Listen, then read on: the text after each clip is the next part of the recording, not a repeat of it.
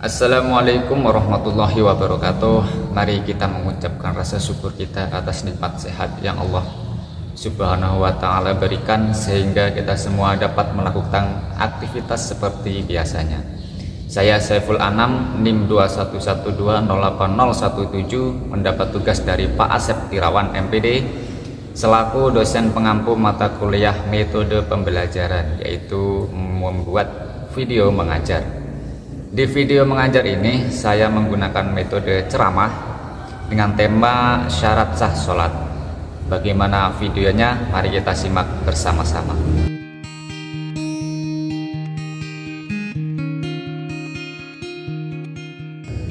Assalamualaikum warahmatullahi wabarakatuh.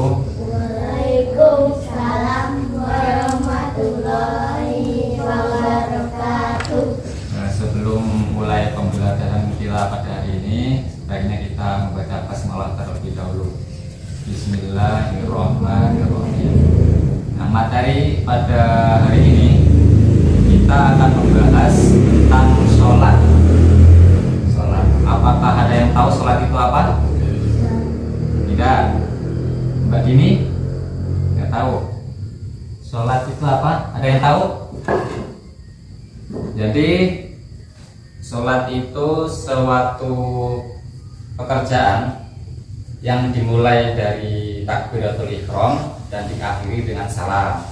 Itu namanya sholat. Nah, sholat di sini yang kita bahas itu ada sholat 5 waktu, yaitu sholat fardu. Apa saja sholat fardu? Ada yang tahu? Sholat fardu ada 5 yang sehari itu kita lakukan 5 kali sehari. Apa itu?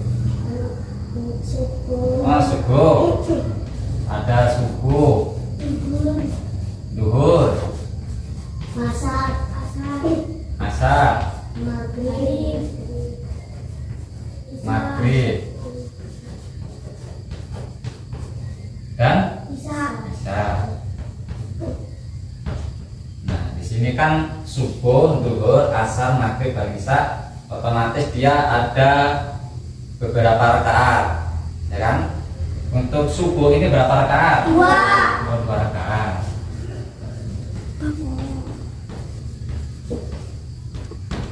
Untuk yang duhur berapa rakaat? 4 rakaat. Asar 4 rakaat? 4 juga.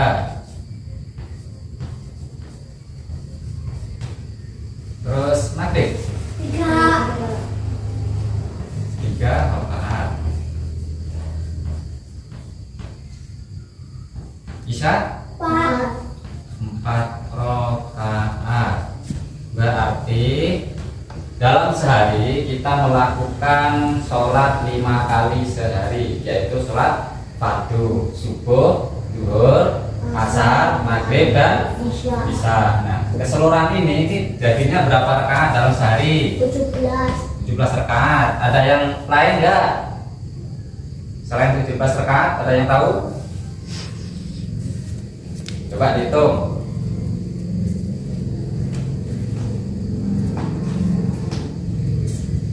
Ayo, 17 juga. Ini sehari 17 juga. Tasya 17 juga. Berarti dalam sehari kita melakukan sholat fardu, subuh, duhur, asar, maghrib, isya berjumlah 17 rakaat dalam sehari. Nah, di sini otomatis ada masing-masing niat, ya kan? Ada niat subuh, niat duhur, niat sholat asar, niat sholat maghrib, dan niat sholat isya. Untuk niat sholat subuh, coba yang bisa angkat tangan. Ya. Bismillahirrahmanirrahim. Usolli fardhu subhi raqataini mustaqbila lagi berarti ada alillahi ta'ala. Pintar, udah pada bisa nih ya. Coba bareng-bareng. Bismillahirrahmanirrahim. Usolli fardhu subhi raqataini mustaqbilal qiblati adaan malillahi ta'ala. Pintar. Untuk niat yang selanjutnya yaitu niat sholat duhur. Ada yang bisa niat sholat duhur? Semuanya bisa. Berarti niatnya bareng-bareng. Coba bacakan. Bismillahirrahmanirrahim.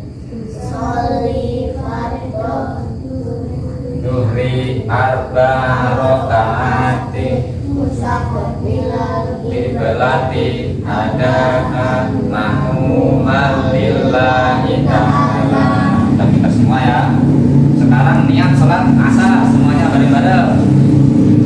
Bismillahirrahmanirrahim.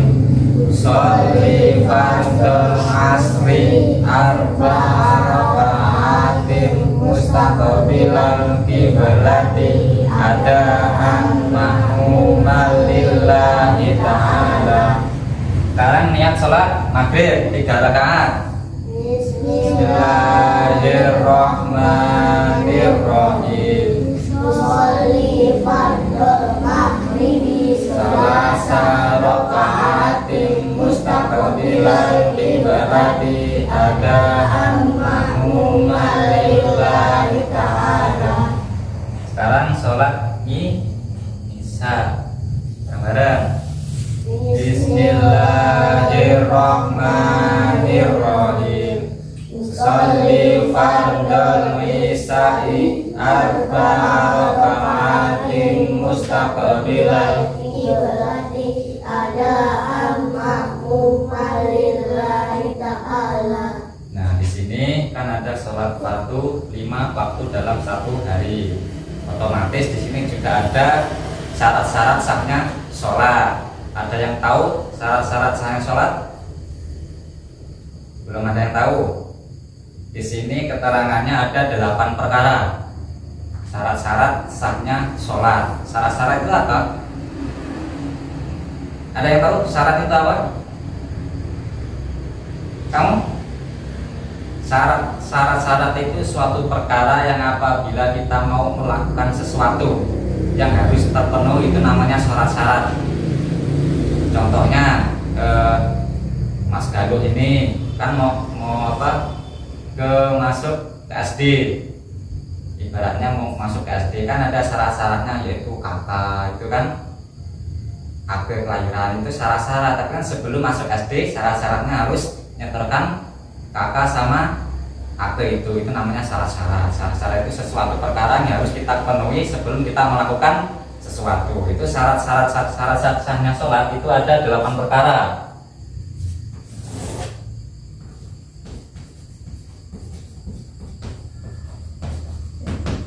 Untuk yang pertama yaitu ada beragama Islam.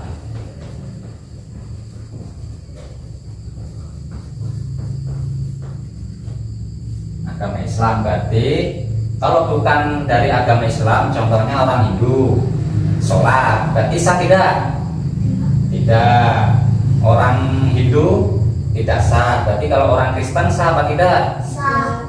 Tidak sah, karena di sini syarat sahnya sholat harus beragama Islam. Kalau bukan Islam berarti tidak sah. Terus syarat yang kedua itu sudah balik atau berakal.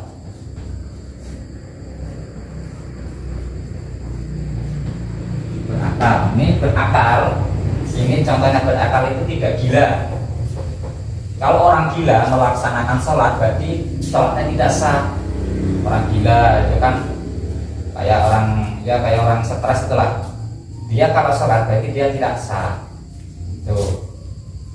Terus yang ketiga itu ada suci dari hadas. Hadas itu ada berapa? Ada yang tahu nggak?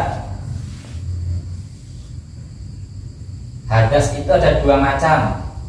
Yang pertama itu hadas kecil, yang kedua ada hadas besar. Yang pertama itu hadas kecil itu berarti harus dihilangkan dengan berwudu. Contohnya kentut, itu kan hadas kecil. Dia nggak boleh kalau kentut itu sholat itu berarti tidak sah kan gitu. Hadas kecil, terus kencing, terus buang air besar itu tidak boleh. Terus hadas kedua itu hadas besar. Hadas besar itu kayak perempuan khususnya yang sudah haid itu namanya hadas besar. Nah, kalau wanita kalau sudah haid berarti dia kudu harus menyelesaikan haidnya dulu baru boleh sholat. Kalau dia lagi haid terus dia sholat berarti sholatnya tidak absah. Ini syarat yang ketiga itu adalah suci dari hadas kecil dan hadas besar. Hadas kecil itu dihilangkan dengan cara berwudu dan hadas besar dihilangkan dengan cara mandi besar, mandi wajib itu. Untuk yang keempat yaitu suci seluruh anggota badan, pakaian dan tempat. Suci pakaian, badan dan tempat dari najis. Misal kalau Mbak ini lagi sholat, dia kok cuci dari pakaiannya kok ada najis, yaitu telak cecak kan gitu, tak cecak gitu kan, berarti sholatnya dia tidak absah gitu. Terus kalau tempat badan, ibaratnya badan ini terus kalau habis megang ibaratnya kalau jatuh gitu kan, jatuh kena kelek ini di sini tai ayam gitu kan, tangan kalau kita nggak tahu gitu kan, kok tiba-tiba sholat di sini masih ada tai ayam. Sementara kita tahu sebelum kita melaksanakan sholat ini ada tai ayamnya, berarti sholatnya tidak absah karena tidak suci dari najis di badannya. Termasuk juga tempat itu sajadah, satu sajadah itu harus bersih. Kalau di luar sajadah itu emang ada kotoran seperti najis, kotoran cicak atau kotoran ayam begitu, nggak apa-apa. Yang penting dalam lingkup sajadah itu. Kalau dalam sajadah itu bersih, insya Allah absah salatnya. Untuk yang kelima itu ada menutup aurat.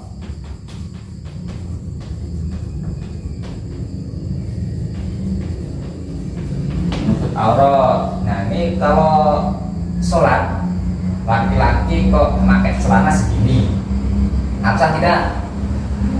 Tidak, karena batas aurat laki-laki itu dari pusar sampai ke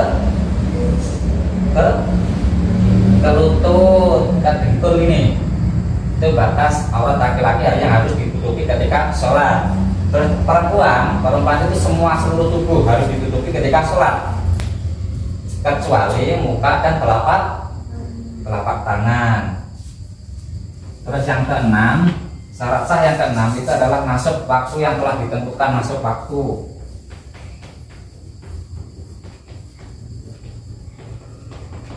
Masuk waktu, ini kudu masuk waktunya sholat harus kita sahkan. Contohnya kalau di dalam sholat duhur kok tiba-tiba sholat duhur itu yang kita lakukan jam 11 itu absah tidak?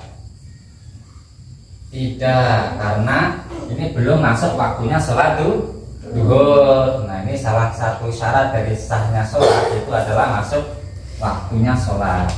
Terus yang ketujuh, menghadap kiblat.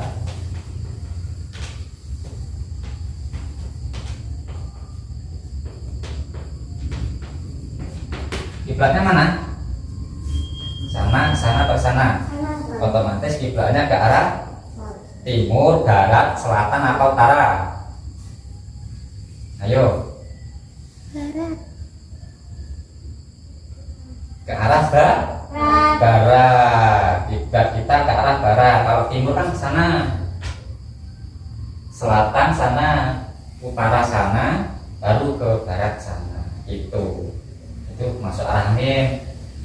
Kalau kita melaksanakan sholat ke arah ibarat ke arah sana, apalagi ke arah timur, sah tidak? Tidak. Tidak, karena salah satu syarat sah dari sholat yaitu menghadap kiblat. Sementara menghadap kiblat kita ke arah barat. Kalau kita menghadap sholat selain ke arah barat berarti tidak absah gitu.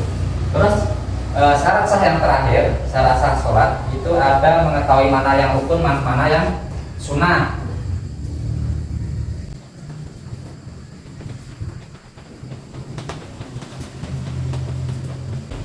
Dan mengetahui rukun dan sunnah. Nah, otomatis mengetahui rukun dan sunnah ini, yang dimaksud rukun dan sunnah ini adalah dalam salatnya, ya. Mana rukunnya itu harus diketahui, mana sunnahnya diketahui. Jangan nanti hanya sunnahnya saja diketahui tapi rukunnya tidak. Itu otomatis tidak absah. Nanti kita laksanakan yang sunnah, yang rukunnya ini kita lalaikan, maka sholat yang kita lakukan berarti tidak absah. Nah, itulah syarat-syarat sahnya dari sholat, yaitu ada 8 perkara. Yang pertama beragama Islam, yang kedua berakal atau sudah balik, yang ketiga itu suci dari hadas, yang hadas itu ada 2 tadi, hadas kecil dan hadas besar. Terus yang keempat itu suci pakaian badan dan tempat itu dari najis. Terus syarat sahnya sholat yang kelima itu adalah menutup aurat. Syarat sahnya yang keenam itu adalah masuk waktunya sholat. Syarat yang ketujuh yaitu menghadap kiblat. Dan syarat yang terakhir itu mengetahui rukun dan sunnah daripada sholat tersebut. Itulah video dari saya. Mohon maaf jika ada kata-kata yang salah atau kurang pas. Ambil sisi positifnya dan buang yang negatifnya. Semoga bermanfaat bagi kita semua. Saya mengucapkan terima kasih banyak. Wassalamualaikum warahmatullahi wabarakatuh.